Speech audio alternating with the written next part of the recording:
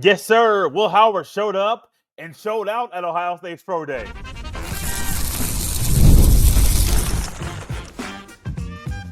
You are Locked On Buckeyes, your daily podcast on the Ohio State Buckeyes. Part of the Locked On Podcast Network, your team every day. Welcome in, Buckeye fans, to your Thursday edition of Locked On Buckeyes, which is your daily Ohio State podcast.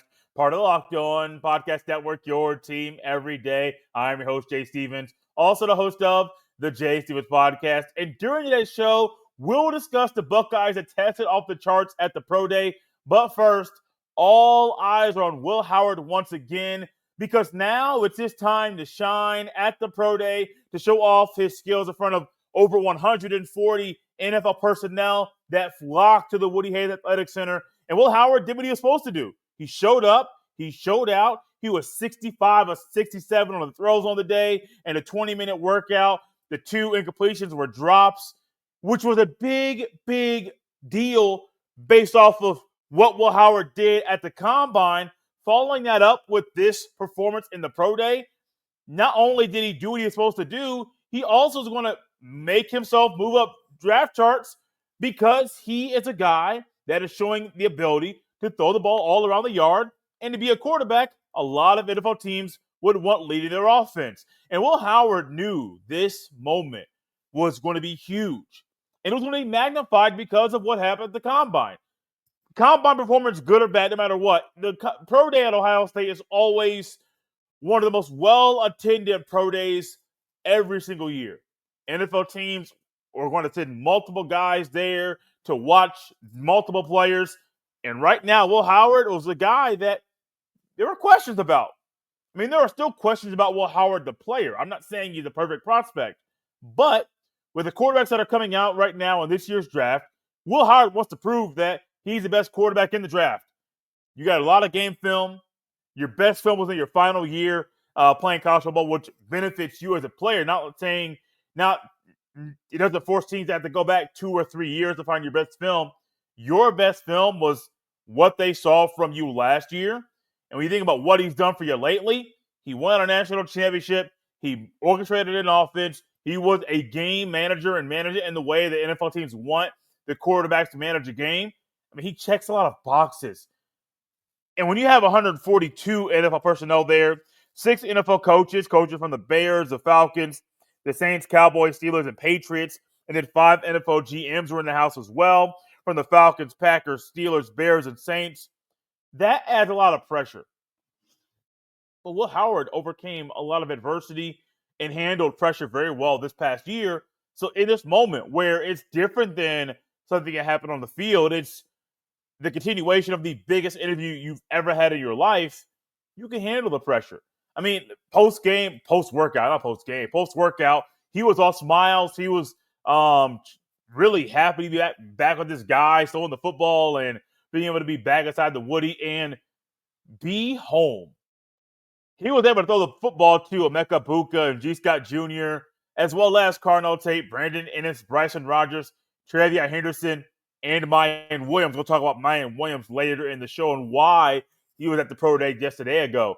But I think his ability to throw to guys that he was familiar with, yeah, it would have been nice if Jeremiah Smith could have come out there. But I think for Ryan Day to go with Bryson Rogers over Jeremiah Smith was a very valuable and wise thing, because if you have Jeremiah Smith catching balls and running routes on the Pro Day after his freshman year, that's just going to add a whole lot more attention to the talented receiver that Ryan Day is thinking, well, what can I do to protect him from himself and from the media and from more hype being thrown at him?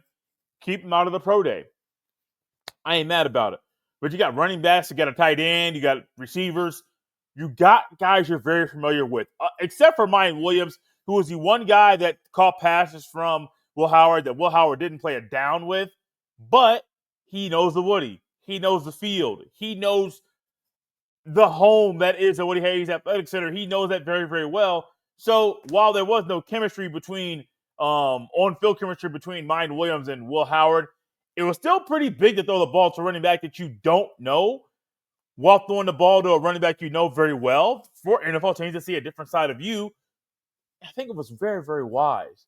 Will Howard needs every moment and every second to realize that he can raise his draft stock right now. Now, in most years, you don't think about a guy on March 26th, which was the date of the Buckeyes Pro Day, raising his draft stock. No, a lot of people are going to say what your draft stock is now is where it's going to be, and you can't do anything to change that. Well, you can actually do things to change that. You interview well, you knock out the park when it comes to your pro day. You can move up draft charts there. Maybe somebody learns some things about another draft prospect where they say, oh, I'm moving off that guy. I'm going to someone else. There are a lot of things you can do right now, even without games being played, where you can help yourself make a whole lot more money when you enter the National Football League.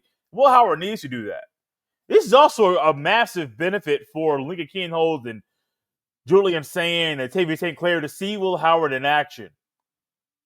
Kienholz got to see him every day at practice and in games and to see exactly what Will Howard does to prepare for games, see how he adjusts to different changes to the coaching staff or to a game plan or maybe even in a game. The adversity piece is very big because Will Howard had to overcome adversity all year long en route to winning the national championship. Well, those three quarterbacks that are currently at Ohio State, the top in the room, they can learn a lot from Will Howard. How does he conduct himself around 142 NFL personnel? How does he conduct himself in front of coaches from the Bears and the Falcons, and even Kellen Moore being there, the new coach of the Saints, who, when I saw pictures of them together, I thought, oh, that's great. That makes a whole lot of sense. New coach, maybe drafted a quarterback. But also Kellen Moore and Will Howard, they're not like identical twins, but there are some facial similarities between the two guys. And so I was like, oh, not only does it make football sense, from the looks category, it might make a whole lot of sense with that too. But Will Howard is going to be a lot of fun to watch. Now, the one knock against Will Howard is arm strength and his ability to push the ball downfield and some other things that go into the physical attributes. I think with his mind, I also wonder if his 1 to 2 boneheaded mistakes in a game in college turns into 5 or 6 really bad decisions in the NFL. And if I'm thinking that, I guarantee there are NFL teams thinking that, because that's the reality. If Will Howard flops and just doesn't get it done and isn't able to process at a quicker rate and handle the physicality, even at quarterback, you're going to get hit a lot. It's going to be harder than it was in college, being able to handle the speed of opposing defenses. If he isn't able to handle the things we kind of look for granted, Will Howard might be a career backup. There's nothing wrong with that at all. I'll say it once, I'll say it again. If you're an NFL backup quarterback, you're doing something right. I mean, my childhood, it was Jim Sorgi. Held the clipboard, had the earpiece in, right behind Peyton Manning. Peyton Manning wasn't getting hurt. Peyton Manning, if he did get hurt, they tried to get them back on the field as quick as possible. Because of Peyton Manning, so Jim Sorgi had a good career at Wisconsin, was a backup in the NFL, making a lot of money. And I ain't mad about it. If you can make a lot of money by not playing the game or not doing the biggest part of your job, hats off to you for doing what you got to do to be in a spot like that. Will Howard's in a great spot right now. His draft stock is going to be rising after his pro day performance. And his pro day performance made me think about some other Buckeyes that did some big things in the measurables category at the Buckeyes Pro Day. We'll dive into those next. This episode is brought to you by Monarch Money. Ever check your bank account and wonder, where did all my money go? Between dining out, online shopping, and entertainment, it's easy to lose track. That's where Monarch Money comes in. Your personal CFO, giving you full visibility and control over your finances. Monarch Money isn't just a budgeting app. It's a complete financial command center. You can track all your accounts, investments, and spending in one place, so you stop just managing your money and start building wealth. When I started using Monarch, I realized just how much I was spending on food delivery. Now, I budget smarter and save more. Managing money with your partner is smoother than ever. You can track shared and personal accounts, set goals, and stay on the same page without the stress. Take control of your finances with Monarch Money. Use code LOCKEDONCollege at monarchmoney.com for 50% off your first year. That's monarchmoney.com, code LOCKEDONCollege for half off your first year. Thank you all for tapping Locked On Buckeyes and making this show a part of your day. Ohio State's Pro Day is always one of those moments in a year where I get really, really excited to look out there and see guys like a Will Howard or Trevion Henderson or Lathan Ransom or Denzel Burke. Guys we've been watching play football for 4 or 5 years go out there on the big stage and just do what they're supposed to do, which is show up and show out.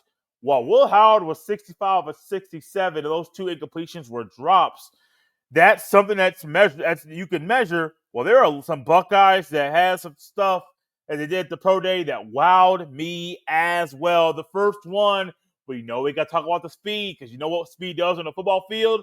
Speed kills, and Jordan Hancock definitely has a speed, because Mr. Hancock ran the fastest 40 of any of the Buckeyes that ran the 40 at the Pro Day of a 4.42. Right behind him was Emeka Buka with a 4.45. What is that in my book? That's moving.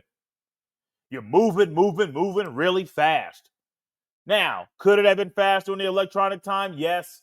Could it have been slower on the electronic time? Yes. These are handheld times, and I don't care if it's electronic or manually trying to figure out the timing of the handheld clock you're using. I don't care any of that. A 4.4 anything is moving, bruh.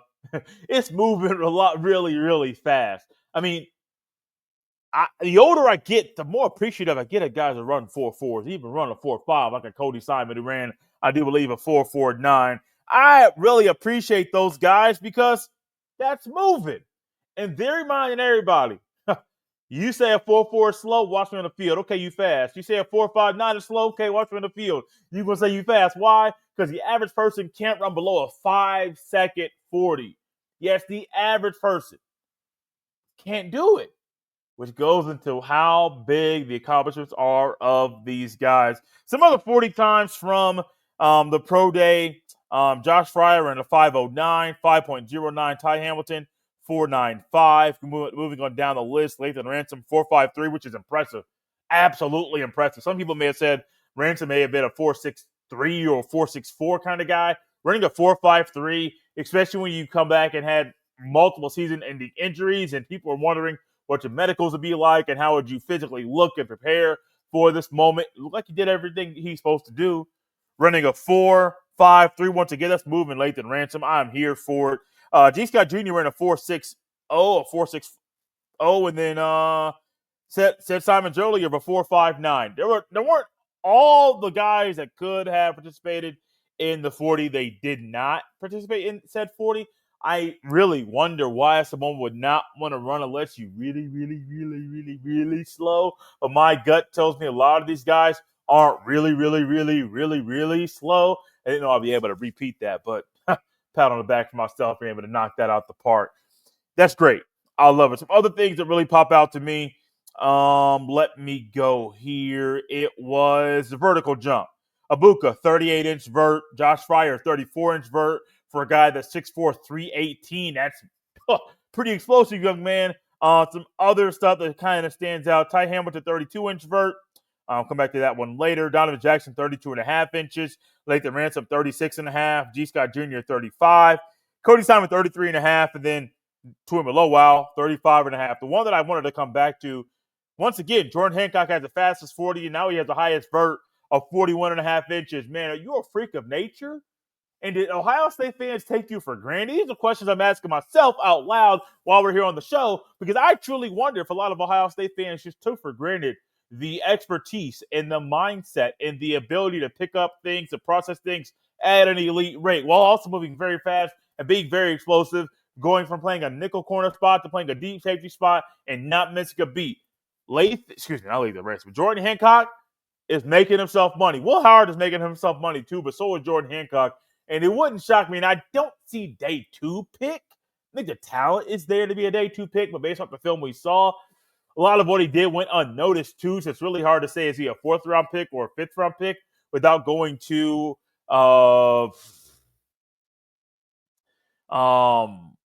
really getting more intel from NFL teams. You don't really know. Some other stuff that really stood out as far as the measurables here. I mentioned Ibuka earlier. Ibuka's 10-yard split on his 40, 150. That's pretty explosive. That's quick.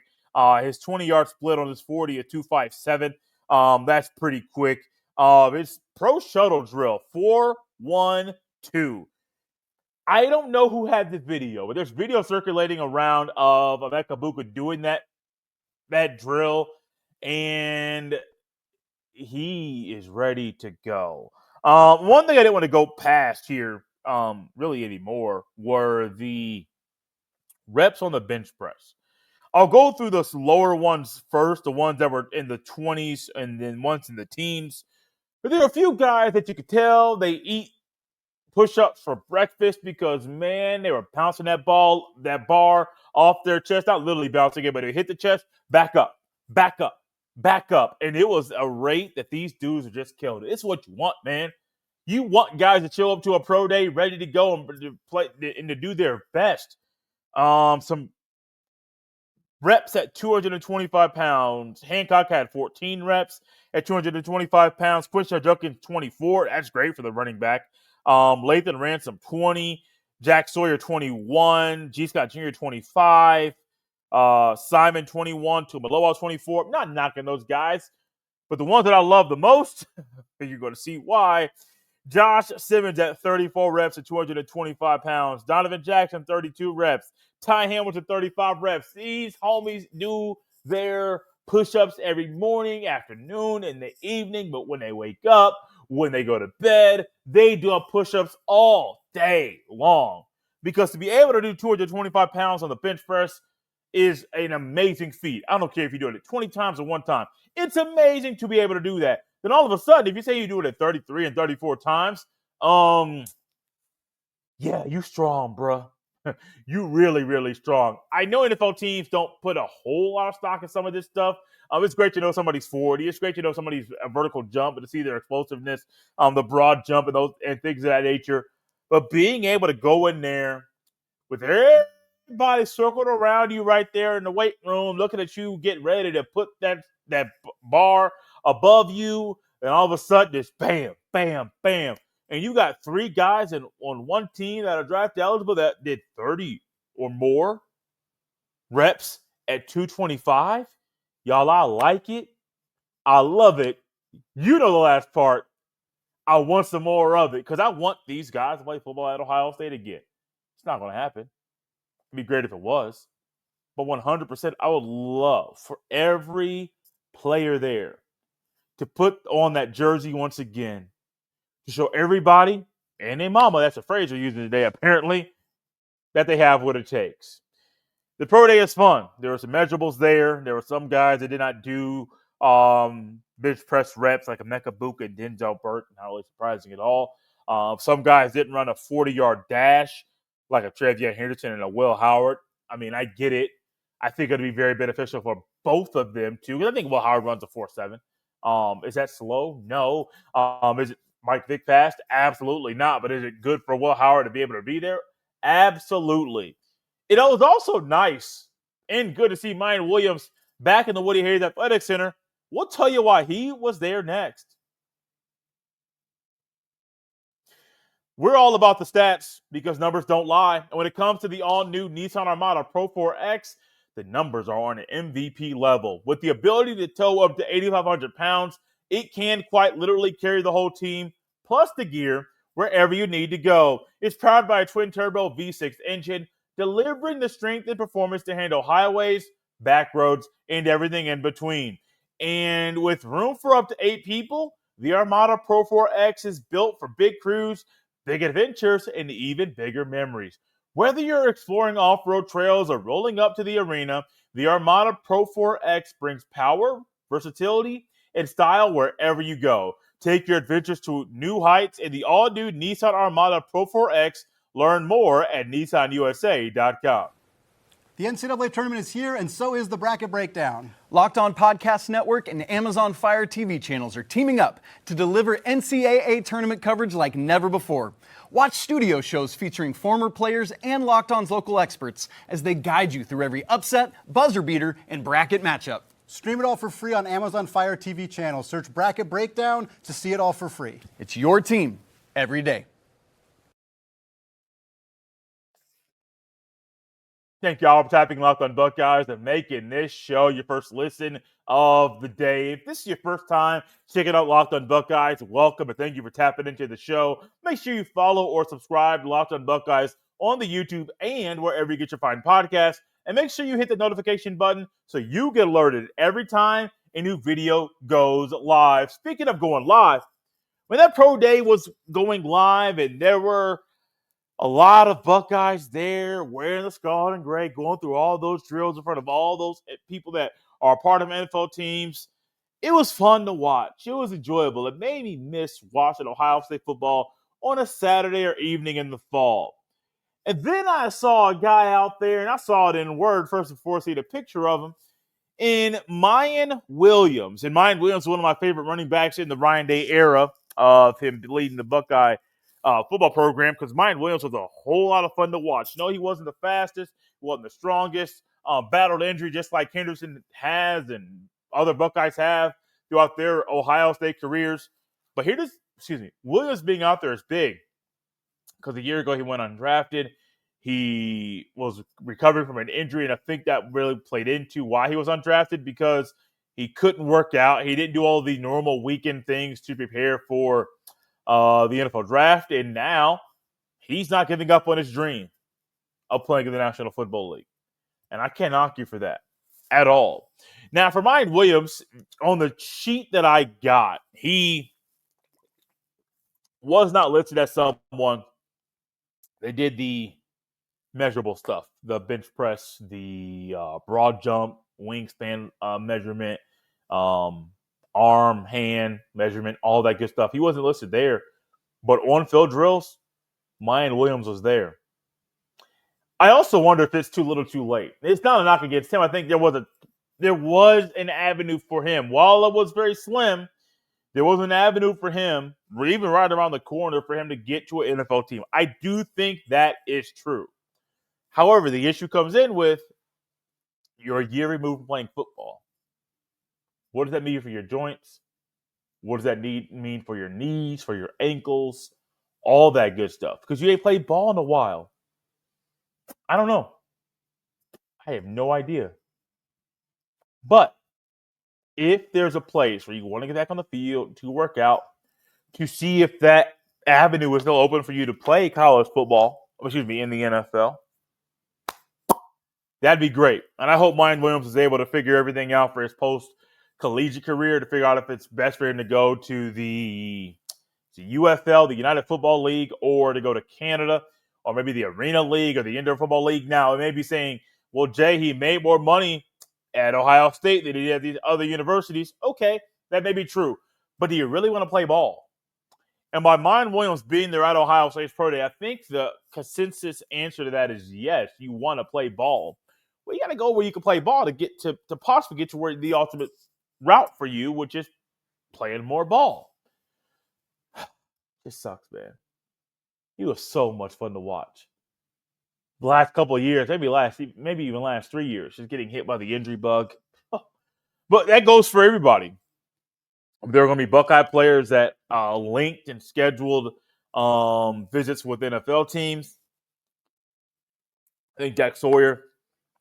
I know a Buckeye scheduled one with the Bengals, and I want to say it was Jack Sawyer.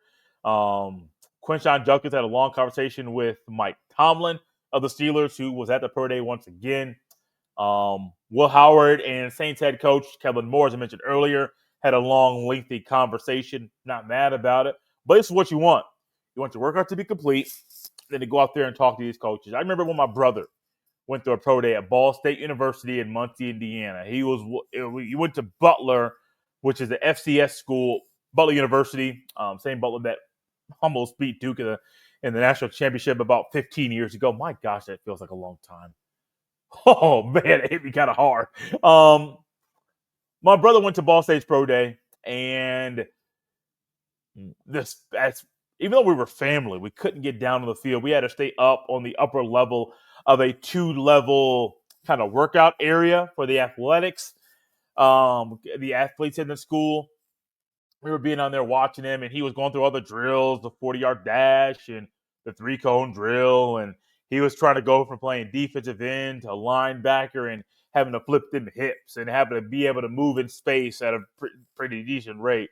I remember that very, very well. But I also remember even more the conversation he had with someone in the scouting department of the Texans. And I don't know the guy's name, but I do remember seeing that Texans logo on his chest. I was like, oh, okay. We know it's big time. We know stuff hits you, but then hits you a little bit different when you see somebody right there. Even this evening, before recording this show, I had to go over to the house my wife and I just bought. We're still in our apartment for about another month before going into the new home. Have some stuff we had to get together first before we start moving all of our stuff.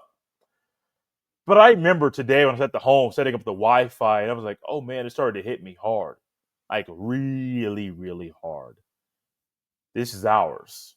This is our home. We worked very hard for this home. Our family of 3 is going to enjoy said home. There's a lot of things that make it real.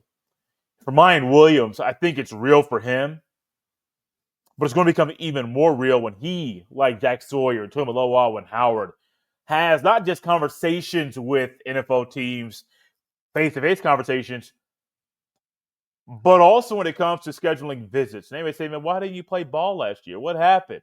Why you were so promising at one point? What happened? You had to get your body right. What happened? They'll discuss it, see how they can move on from it. And my hope is that by having a conversation, it's going to work out for Myan Williams. Now, I'm going to say work out as far as NFL, but I believe if he wants to play football anymore, at any level, I think he can do it. I 100% think he can. Thank y'all for tapping in to Locked on Buckeyes right here on a Thursday and making this show your first listen of the day. For your second listen, check out the Locked on College Basketball with Isaac Shade and Andy Patton. March is here. To be the most informed college basketball fan throughout the madness, find Locked on College Basketball and Locked on Buckeyes on the YouTube or wherever you listen to podcasts.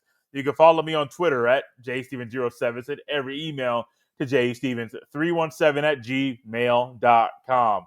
This has been Locked on Buckeyes on a Thursday. We'll see you next time.